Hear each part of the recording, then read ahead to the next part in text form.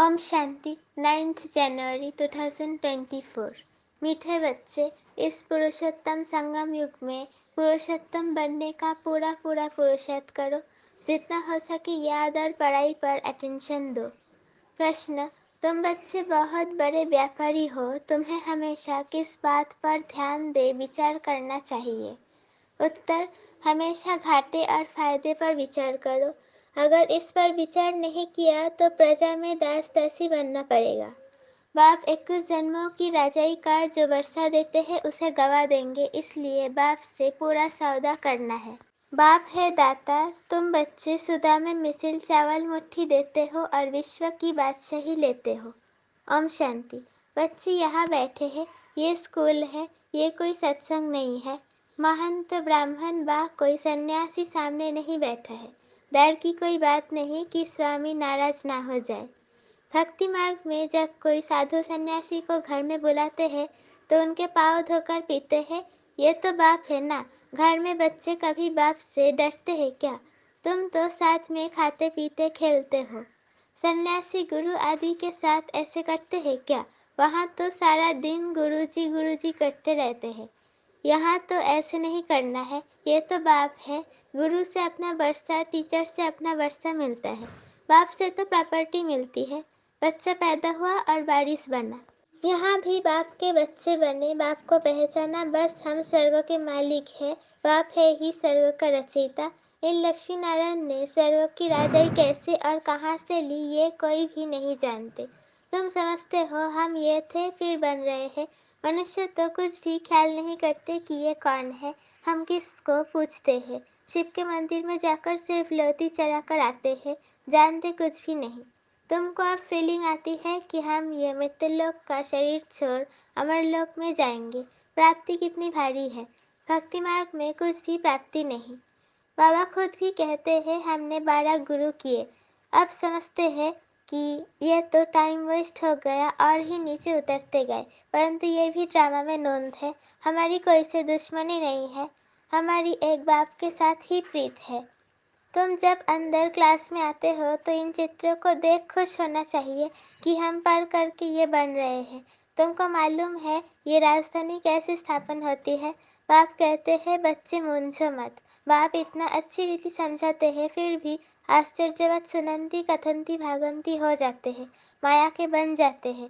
उनको कहा जाता है ट्रेटर, जो एक राजधानी से निकल दूसरे के जाकर बनते हैं। बाप कितना अच्छी रीति पुरुषार्थ कराते हैं, भक्ति मार्ग में कितना भटकते हैं। दान पुण्य तीर्थ व्रत नेम आदि बहुत करते हैं। अच्छा साक्षात्कार हुआ तो क्या हुआ? चढ़ती कला तो हुई नहीं और ही उतरती कला हुई।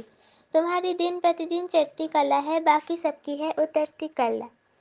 गुरु लोग कहते भी है ज्ञान ब्रह्मा का दिन है, भक्ति ब्रह्मा की रात है। ज्ञान और भक्ति में रात दिन का फर्क है।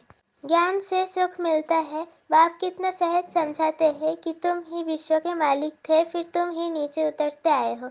अब बाप कहते हैं सिर्फ अपने को आत्मा समझो, आत्मा अविनाशी है। आत्मा कहती है हे अविनाशी बाप, हमको आकर पावन बनाओ, इसमें मुक्ति जीवन मुक्ति सब आ जाता है। तुम अभी समझते हो भक्ति में हम कुछ भी नहीं जानते थे, ढूंढते रहते थे, गाते रहते थे हे भगवान रहम करो। भगवान कहने से इतनी टेस्ट नहीं आती, वर्षा याद नहीं आता। तुम कहेंगे ऊंचे से ऊंचा शिव बाबा तो फौरन वर्षा याद आएगा। अभी तुम समझते हो कि ये रावण राज्य है, राम राज्य होता है सतयुग में, अभी तो कलयुग है। सतयुग में बहुत थोड़े मनुष्य थे, एक ही आदि सनातन धर्म था, सुख शांति थी। यहाँ मनुष्य शांति के लिए भटकते रहते हैं, कितना खर्चा करते हैं कॉन्फ्रेंस आदि में। तुम इन्हों के लिए लिख सकते हो शांति का सागर, पवित्रता का सागर, संपत्ति का भी वो सागर है, सब कुछ उनसे मिलता है। अभी तुम जानते हो सतयुग में हम बहुत धनवान थे, विश्व में शांति तो वहाँ थी, बाकी आत्माओं को शांति होती है परमधाम घर में। विश्व में हम अकेले ही थे तो सुख शांति सब था। तो बच्चों को बहुत खुशी होनी चाहिए। ऐसे स्वर्ग के लिए शास्त्रों में क्या क्या बातें लिख दी है। अब बाप कहते हैं मैं तुमको इतना समझाता हूँ जो तुमको कोई भी प्रश्न आदि पूछने की दरकार नहीं। पहले तो मामेकम याद करो।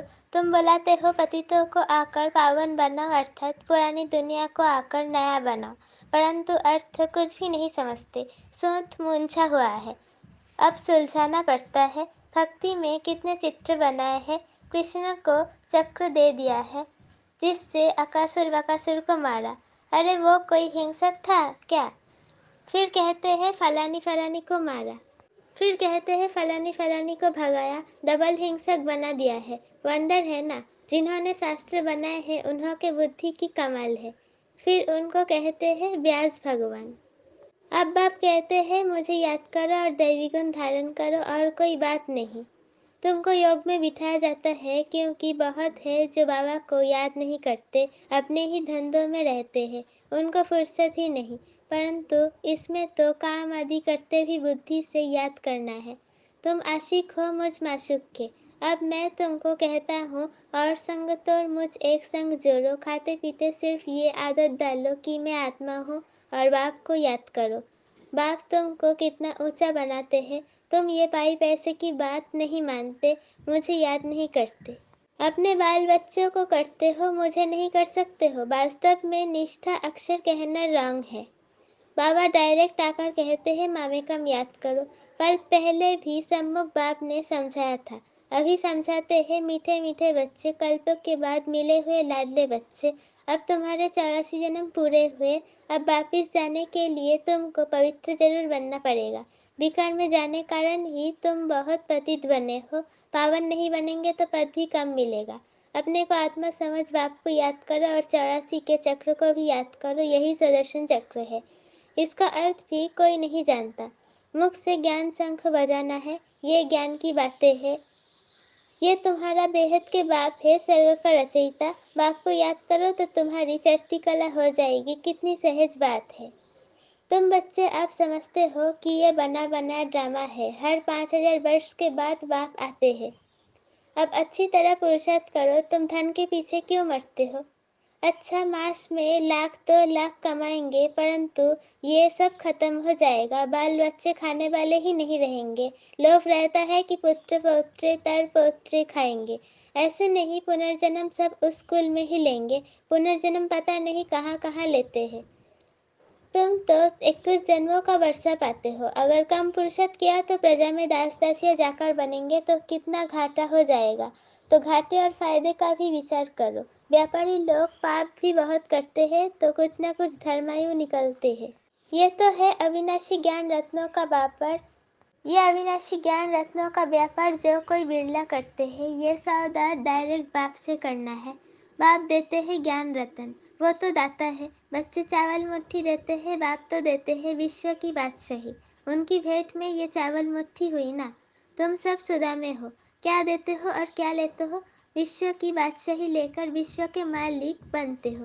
बुद्धि कहती है एक ही भारत खंड होगा, प्रकृति भी नई होगी, आत्मा भी सतप्रधान होगी। सतयुग में तुम देवताएं थे तो प्योर सोना थे। फिर त्रेता में थोड़ी चांदी आत्मा में पड़ती है, उनको सिल्वर एज कहा जाता है। सीढ़ी नीचे उतरते जाते हैं। इस समय तुम बहुत ऊंचे हो, विराट रूप का भी चित्र है। सिर्फ अर्थ नहीं समझते, कितने ढेर चित्र है। कोई क्राइस्ट का चित्र रखते हैं तो कोई साईं बाबा का रखते। मुसलमानों को भी गुरु करते हैं, फिर वहां जाकर शराब की महफिल करते हैं। बाप कहते कितना अज्ञान अंधियारा है। ये सब है भक्ति का अंधियारा। संग की बहुत संभाल रखनी है। कहा भी जाता है संग तारे कुसंग बोरे। कुसंग है माया के 5 विकारों का। अभी तुमको सद बाप का संग मिला है जिससे तुम पार जा रहे हो। बाप ही सद बोलते हैं। कल्प कल्प तुम सत का संग मिलता है। कल्प कल्प तुमको सत का संग मिलता है, फिर आधा कल्प के बाद कुसंग मिलता है रावण का। ये भी समझते हो कल्प पहले मिसिल राजधानी जरूर स्थापन होगी। तुम विश्व के मालिक जरूर बनेंगे। यहाँ तो पार्टीशन होने के कारण कितने झगड़े होते हैं। वहाँ तो है ही एक धर्म। विश्व में शांति थी जबकि अद्वैत देवताओं का राज्य था। एक ही धर्म था, वहाँ अशांति कहाँ से आई? वो है ही ईश्वरीय राज्य। स्पिरिचुअल नॉलेज से परमात्मा ने किंगडम स्थापन की है तो जरूर वहाँ सुख होगा। बाप का बच्चों पर प्यार होता है ना। बाप कहते हैं मैं जानता हूँ तुमको कितने धक्के खाने पड़ते हैं। समझते हैं भगवान कोई ना कोई रूप में आ जाएगा। कब बैल पर सवारी भी दिखाते हैं। अब बैल पर कभी सवारी होती है क्या? कितना अंधियारा है, तो तुम बच्चे अब सबको बताओ कि बाप सबको वर्षा देने आए हैं। ब्रह्मा द्वारा नई दुनिया की स्थापना हो रही है। बाबा हमेशा बर के झाड़ का मिसाल देते हैं। वैसे इनका जो फाउंडेशन है वही फिर से स्थापना कर रहा है। और कोई धर्म रहेगा नहीं। भारत है अविनाशी खंड और अविनाशी तीर्थ। बाप का बर्थ प्लेस है ना।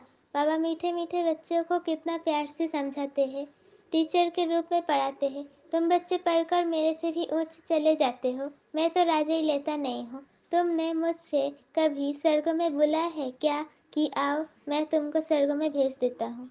कितना मजे का खेल है। बाप कहते हैं अच्छा बच्चे जीते रहो, हम वानप्रस्थ अवस्था में जाकर रहता हूँ।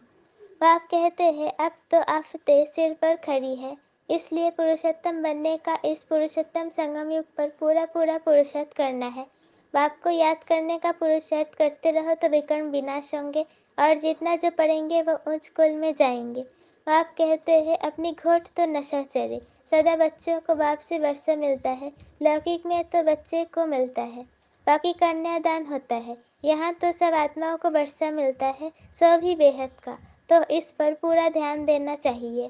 भगवान पढ़ाते हैं एक दिन भी मिस नहीं करना चाहिए। बाबा को कहे कि मुझे फुर्सत नहीं है। अरे आत्मा को फुर्सत नहीं है मेरे से पढ़ने लिए, ये कहने में शर्म नहीं आता? अच्छा। मीठे मीठे सिकी लधे बच्चों प्रति माता पिता बाप दादा का याद प्यार और गुड मॉर्निंग। रूहानी बाप की रूहानी बच्चों को नमस्ते। हम रूहानी बच्चों की रूहानी माता पिता बाप दादा को याद प्यार गुड मॉर्निंग और नमस्ते। शुक्रिया व शुक्रिया। धारणा के लिए मुख्य सार पहला पॉइंट, संग से अपनी बहुत संभाल करनी है। एक साथ बाप का संग करना है। माया पांच विकारों के संग से बहुत दूर रहना है। दूसरा पॉइंट, पढ़ाई पर पूरा ध्यान देना है, अपनी मस्ती में रहो। कहा जाता अपनी घोट तो नशा चढ़े, एक दिन भी पढ़ाई मिस मत करो। वरदान, सेवा में स्नेह और सत्यता की अथॉरिटी के बैलेंस द्वारा सफलता मूर्त भव। जैसे इस छूट खंड में ब्रह्मा बाप को सत्यता की अथॉरिटी का प्रत्यक्ष स्वरूप देखा। उनके अथॉरिटी के बोल कभी अहंकार की भासना नहीं देंगे। अथॉरिटी के बोल में स्नेह समाया हुआ है। अथॉरिटी के बोल सिर्फ प्यारे नहीं प्रभावशाली होते हैं। तो फॉलो फादर करो। स्नेह और अथॉरिटी, निर्माणता और महानता दोनों साथ साथ दिखाई दे। वर्तमान समय सेवा में इस बैलेंस को अंडरलाइन करो तो सफलता मूर्त बन जाएंगे। स्लोगन, मेरे को तेरे में परिवर्तन करना अर्थात भाग्य का अधिकार लेना। मेरे को तेरे में परिवर्तन करना अर्थात भाग्य का अधिकार लेना। अव्यक्ति साइलेंस द्वारा डबल लाइट फरिश्ता स्थिति का अनुभव करो। पहले अपनी देह के लगाव को खत्म करो तो संबंध और पदार्थ से लगाव आपे ही खत्म हो जाएगा। फरिश्ता बनने के लिए पहले ये अभ्यास करो कि ये देह सेवा अर्थ है, अमानत है, मैं ट्रस्टी हूँ। फिर देखो फरिश्ता बनना कितना सहज लगता है। ओम शांति।